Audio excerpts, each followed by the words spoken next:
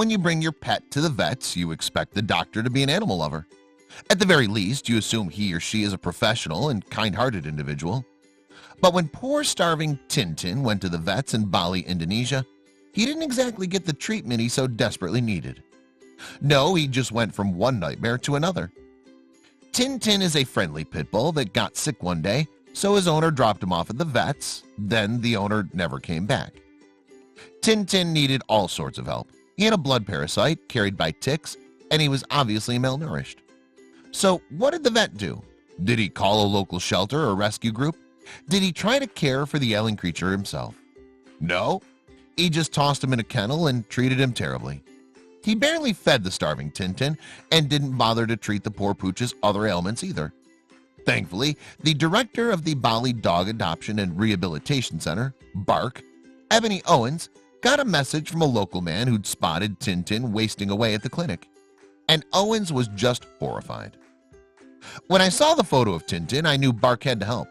We had to act quickly because he didn't have long left. At that point, we didn't know what was wrong with him. All we could do was hope. Owens quickly snagged TinTin away from the thoughtless vet and brought him to a different doctor, one she trusted. That's when things finally started to turn. TinTin got put on IV fluids and a loving team watched him around the clock. They wanted to be sure this pup would make it. It's possible that TinTin had already been starving when dropped off at the vets, but that makes it even worse, doesn't it? The vet should have done something.